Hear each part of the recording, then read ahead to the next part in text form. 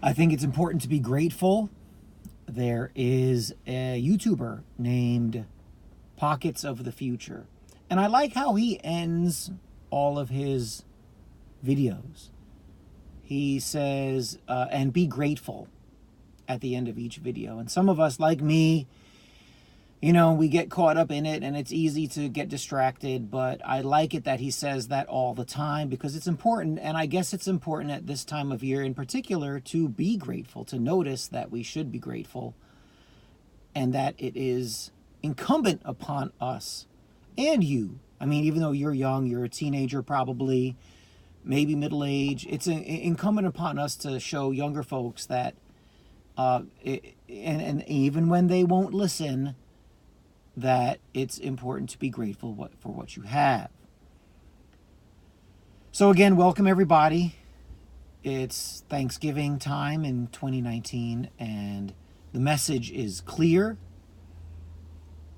And it's more clear as you get older, and if you don't quite get why somebody like me would be pushing out what really seems like kind of a tired message. Okay, here's another one with a Thanksgiving message. Here's another old guy telling us to be grateful. I get it. All right. I do that because it feels important to me to explain to others that the idea of being grateful is paramount. And let me tell you, where I am every day, I know these people are either students of mine or they're in the building. There's a young man who spent about a year, he spent his entire life in an abusive household. And the last year, within the last 2 years, a year block, he spent pretty much locked up in a cage, barely getting sustenance, no education, very little, no love at all, very little of anything. I mean, just exist in a cage and eat a little bit and stay quiet.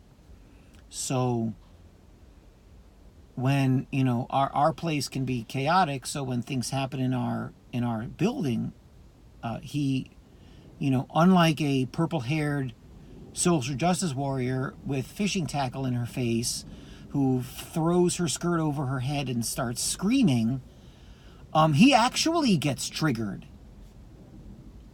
Right? Unlike some college snowflake who gets triggered because you assumed its gender, this person spent a year in a cage and did not have a regular human life, that of a person with a soul. So shame on you, college social justice warrior, who's offended because somebody says a word that you don't like or that you think others should be offended by. There are people out there who have had much more difficult situations, and you should be grateful that you have enough money to dye your hair purple and put 5 tons of ironmongery in your nose. There's also someone I know who asked me last week if I knew of any good shelters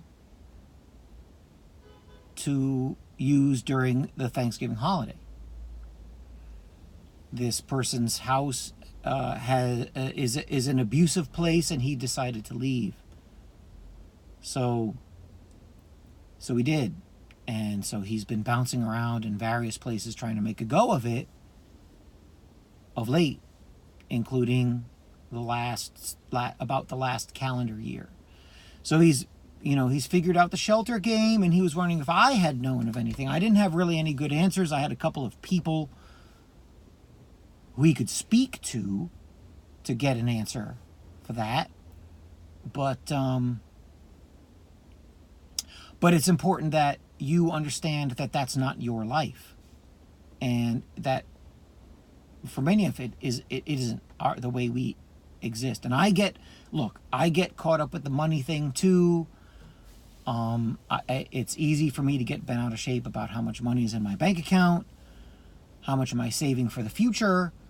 why, at this stage, to be worrying about money and any reason should really not be the case. There are people a lot stupider than I am who are doing financially a lot better than I am, but that's a trap, isn't it?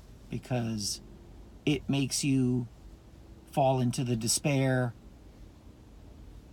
cynical, worried trap that is not a way to live. That it's important to understand what you have and to have courage and hope and a desire to advance, right? That's what we've been given. That's innate, right? Given by as the founder said, by our creator, by God. We are made that way. We have courage and hope and skill and thoughts and positive attitude. It's baked into the cake.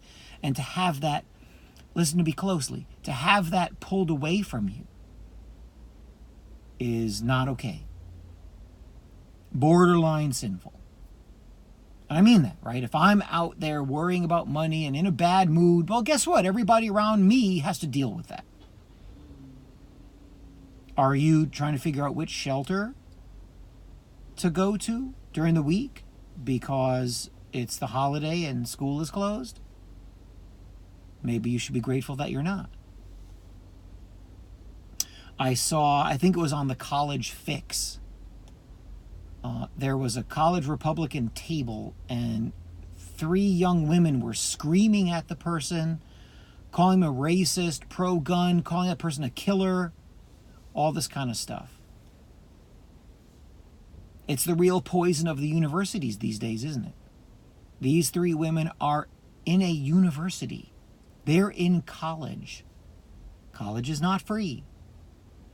Even if they're on scholarship, they should be grateful if they don't have to pay money, and rather than go to some person at a college Republican table that is pro-Second Amendment and pro-Constitution, they're there screaming at this person, cursing at him, threatening violence. Those people aren't grateful. Not at all. Right? What they don't see are the students that I'm with, 6th period, that are happy to get the less than appetizing school lunch. They enjoy that lunch that comes in a little box. And it's mostly starch and it's probably filled with preservatives, but it's food. And they eat it every day while you're screaming with your purple hair and 12 nose rings at the university campus. You're screaming about how that person is a racist and a killer, and I want to do violence unto you because your political views are different. That's not grateful. That doesn't work. Some of those young people will figure it out, I hope. Many of them won't. I have a high school friend who I think spends every day in a state of anger, nervousness, chaos. And I only see social media posts, so I might be wrong. But every social media post is how Russia controls the White House. Orange man bad. Republicans bad. White people bad. So, I mean, I see the social media posts. I'm not with this guy all the time. But that's a crappy way to live. And you shouldn't live that way. What's going on politically, a lot of it you can't help. There's a mix of good and bad things with everybody doing their stuff. You have the tools that you have, and you have to make the best of them. That's what you have to do. That's your job.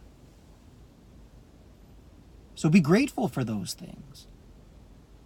You're not sitting in room 174 waiting for someone else to bring you a lunch because you're suspended, and you're very quietly hoping that it's something palatable, but you're going to eat it anyway because it comes delivered to you, and it could be your one meal of the day. Or are you, and this happened, we had an administrator years ago that if students acted out in an arrogant way, he would have them serve at our soup kitchen. We have a soup kitchen in Mount Vernon. And he'd say, okay, you have soup kitchen duty with me tonight. And they hated it. Well, one student came to me and told me that he had seen another student's mother at the soup kitchen. I want you to think about that for a minute. Now, the student who came to me was not some well-balanced, thoughtful, sage-like, Buddhist, mellow soul. This is one of my class clowns came to me and said, I saw so-and-so's mom at soup kitchen. And I said, yeah, that's where she'll go sometimes to get something to eat. And he just kind of shook his head. And remember, this was one of the memorable class clowns. This guy was funny. I hope he's a comedian somewhere. This dude, a brand of funny you can't teach. And so he was willing to rag on people. He'd snap on people, make jokes, crack on people's hair, clothes. You know the type. They're still around. And he said it to me quietly. I saw that kid's mom at soup kitchen. And even he knew that was off limits. He knew to not clown on that. Never brought it up. I never heard him mention it again. In the multiple years he was in my class, he never made fun of the other kid. Ever. Didn't embarrass him. Didn't clown on him because his mom was at soup kitchen. And you know, kids can be mean. Young people, particularly young guys, when they're cracking on each other, they can be rough. Nope. In his own self, he knew to be grateful that he didn't have to be there and his household didn't have to go to soup kitchen. So the main message is that you should be grateful. Me too. We should be. We had students show up at school today, at work. We had a half day. These half days are kind of pointless. More than half the school doesn't show up. And some of the students show up because it's open, the heat is on, and there's lunch at 11 o'clock. Is that you? Is that your world? If it is, I hope you can get out of it. I hope you can work. I hope you can make the best of it. Better yourself. If it's not you, if you're screaming about Orange Man bad, or you're yelling at someone because they're a quote-unquote Republican. I'm here in New York City. I live in the Bronx. I see more of this nonsense than you can possibly imagine. Everybody angry all the time. Usually about political stuff. Livid. Oh, this kind of person is terrible. They're a racist. We need to make sure that we take people's freedoms away so that fill in the blank group can be okay. I mean, really weird stuff. That's why I talk the way I do. I'm a public school teacher just outside of New York City. It's all I hear. And it's corrosive. It's bad to be cynical and angry and bent out of shape about this kind of stuff. You back up, slow down, look at what you have. Look at me in my studio. Do you see me complaining about the studio that I have? Look at this. It could be raining, I'm dry. It could be freezing outside, I'll turn on the heat. This is my studio. Soundproof. Not everyone has that. I have my own recording studio. Living large. You don't see me complaining. So, especially young people, we are analyzing this. I'm analyzing this with my 12th graders. We are looking at what's going on campus. We are looking at people who don't get it. Many of them, not all of them, many of them spoiled, ungrateful weirdos screaming about people based on their race, based on their political views, based on who is in the White House.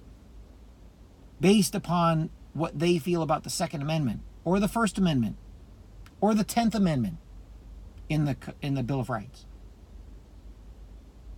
These are people who are in a place that 99.9, and then you can just go down the line, % of the human population would give anything to be in. An American university campus. And what do? They bark and snipe and try to get people fired from their jobs and deplatformed. Why? Because their opinions are different. I want you to think about that. I'm going to leave you with that.